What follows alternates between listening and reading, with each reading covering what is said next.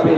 কিন্তু দুর্ভাগ্যের বিষয় এখন সরকার সেরকম সহযোগিতা করছে না, বরঞ্চ এই মমতা ব্যানার্জি সরকার রাজ্য প্রশাসন তার পুলিশগুলোকে বাঁচানোর চেষ্টা করছে।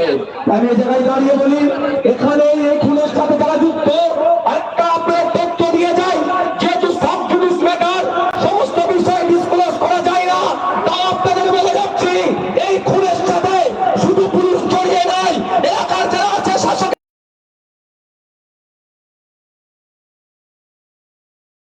সেটাও সময়ের সাথে কোর্টে প্রডিউস হবে। তারা যদি ভাবে যে দুটো অফিসারের নামে ফায়ার হয়ে গিয়েছে তারা মাধ্যখান থেকে বেঁচে যাবে, অতটা সহজ নয়। মোবাইলের লোকেশন টাওয়ার কোথায় ছিল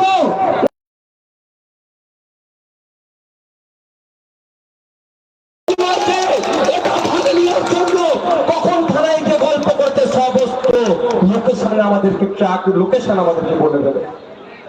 এইগুলো হবে ব্যবস্থা, একটাও ছাড় পাবে না।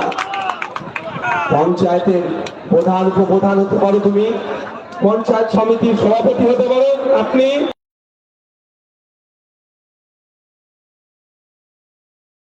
আমি সেটাকে সম্মান দিয়ে বলছি। আপনি ওই রাজদীপ বাবুর সাথে এর কি বলে এটাকে ভাগ বটরার জন্য যে আলোচনা করেছিলেন, তখন থানায় গিয়ে সে বকরার জন্য যে আলোচনা করেছেন সেটাও কিন্তু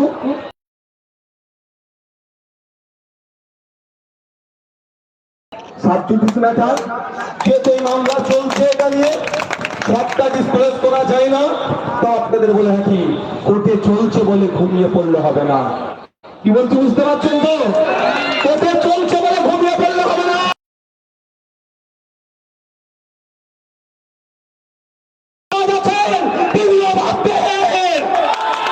আমরা বলে যাচ্ছি একটার পর একটা বিষয়ে।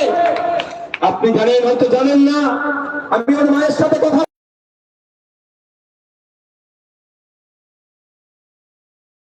খড়গপুরে পড়াশোনা করতে এসেছিল, তাকেও খুন করা হয়েছিল।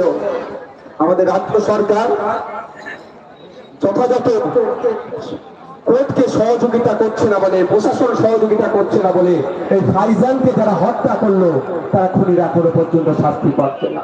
মানে বুঝতে পেরেছি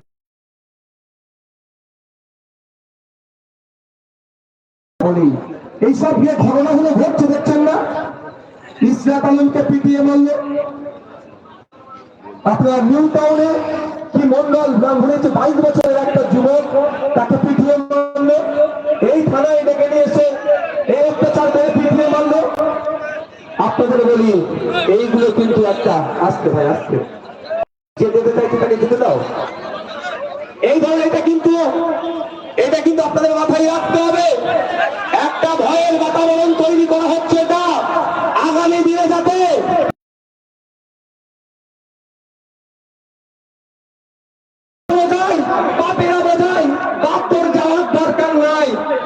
ক্ষতি করে দেবে।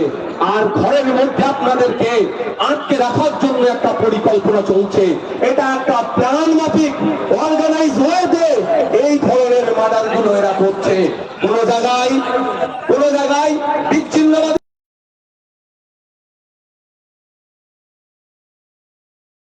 চেষ্টা করছে, কোন জায়গায় রাজনৈতিক শক্তিকে কাজে লাগানোর চেষ্টা করছে, তো কোন জায়গায় প্রশাসনকে কাজে লাগিয়ে এই ভয়ের বাতাবরণ তৈরি করার চেষ্টা করছে। তাই বলবো যারা উপস্থিত হয়েছেন এত গল্প উপেক্ষা করে এই দৃষ্টি মাথায় নিয়ে আপনাদের উপস্থিতি বুঝিয়ে দিচ্ছে আগামী দিনে যে আমরা আমাদের আবু সিদ্দিক হালদারের যারা করে তারা সর্বোচ্চ শাস্তি পাবে তার ভরসা।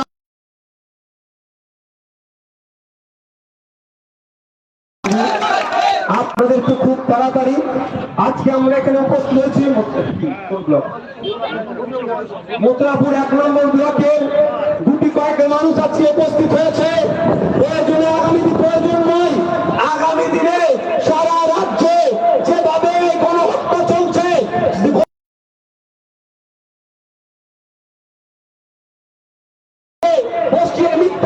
মামলা করাচ্ছে বা কোনো জায়গায় উদ্ধারের নামে পিটিয়ে মেরে দিচ্ছে, এর প্রতিবাদে আমরা খুব তাড়াতাড়ি কলকাতা রাজপথে যাব। আপনারা যাওয়ার জন্য প্রস্তুত আছেন তো?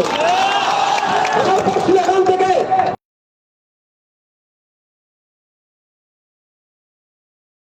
যিনি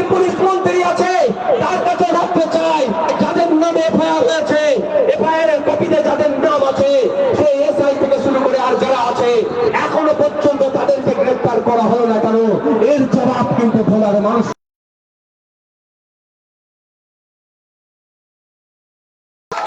ওরা বলছে নাকি যে কোনো শব্দই খরচ করেনি, কোন শব্দই মুখে খরচ করেনি, মানে বুঝতে পারছি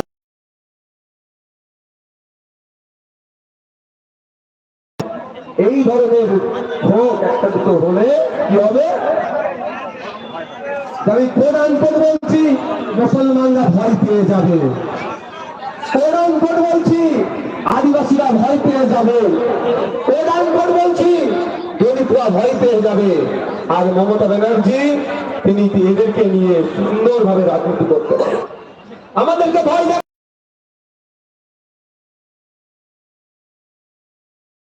অসমের কথা বলে, কিন্তু আমাদের রাজ্য কিন্তু এই গুজরাট, উত্তরপ্রদেশ, অসম থেকে কোন অংশে পিছিয়ে যাচ্ছে। পুলিশ কাস্টডিতে পিটিয়ে মারার ঘটনা আজকে নতুন নয়, গত বছরের কথা বলছি। বারুইপুর পুলিশ ডিস্ট্রিক্টের আন্ডারে 4 জন এই ধরনের পুলিশের হাতে নির্যাতিত মারা।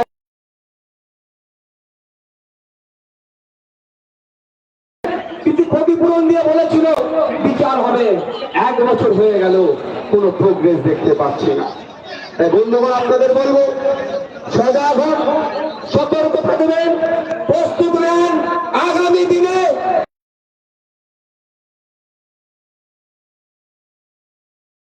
আবু সিদ্দিকের মতো আমরা কোনো ছেলেকে হতে দেব না।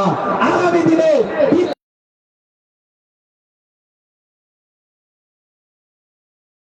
খেতে খাচ্ছি, তাদের মাথা তুলে থাকতে পারি, তার ব্যবস্থা আমরা নিজেরাই করে নেব। হবে তো নাকি? আমি পারবো আমাদের ব্যবস্থা করে নিতে। আমরা পিছিয়ে বর্গের মানুষ, আমাদের রক্তে চাল্লা বাচ্চা কোনোভাবেই আমরা কিনে নেব না। তাই বন্ধুগণ, আপনাদের কাছে আমি একটা অনুরোধ করব, যে কি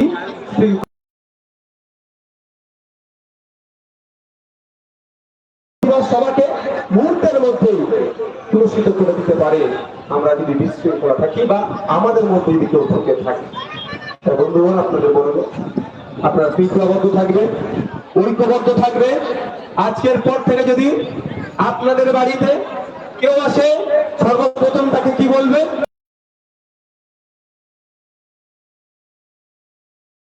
হ্যাঁ, মোবাইলটা অন করবে, বলবেন কি বলছে বলুন, আইডি কার্ড দেখান।